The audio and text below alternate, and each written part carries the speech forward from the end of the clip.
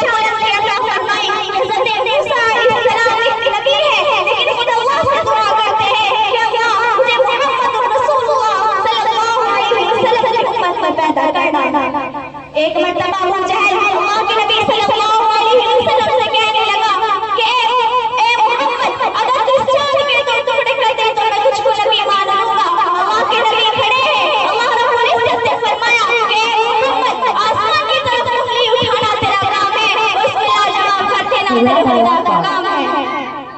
इसी तरीके से 313 सहाबी हैं, पानी के लिए परेशान है, पानी मंगवा तो एक कटोरे में पानी आया। अल्लाह रब्बुल इज्जत ने फरमाया, ए मोहम्मद, कटोरे के अंदर हाथ डालना तेरा काम है और इससे चश्मे निकाल देना तेरे खुदा का काम है। वमा अरसलनाका इल्ला रहमतल लिल आलमीन, मेरा नबी तमाम जहानों के लिए रहमत कराया है।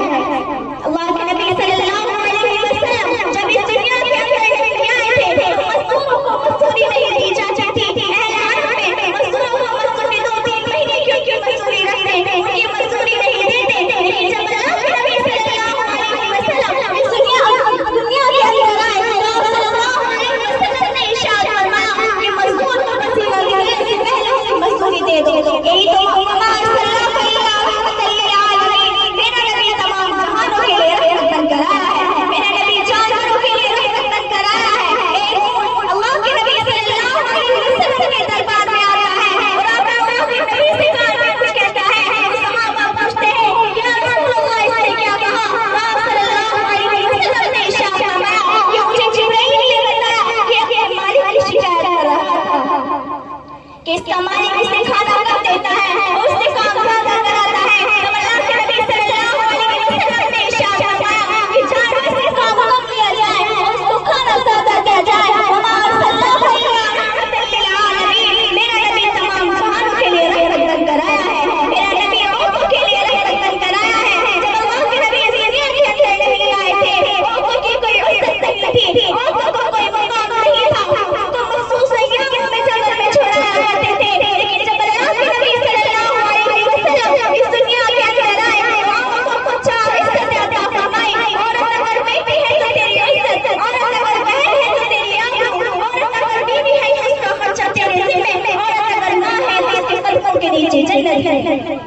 अल्लाह के नबी सल्लल्लाहु अलैहि वसल्लम जब इस दुनिया के अंदर नहीं आए थे तो फैसला के अंदर औरतों को जिन ख्वाहिशात का जरिया बनाया गया था। लड़कियों को बेआबरू कर घर से निकाल दिया जाता था। और ईरान के अंदर औरतों को सजा जन्नत ताबूतों में पैक कर भेजा जाता था ताकि इससे कोई नुकसान ख्वाहिशात करे। लेकिन चलो उस्ताद सरकार सल्लल्लाहु अलैहि वसल्लम के कदमों में इससे आज तक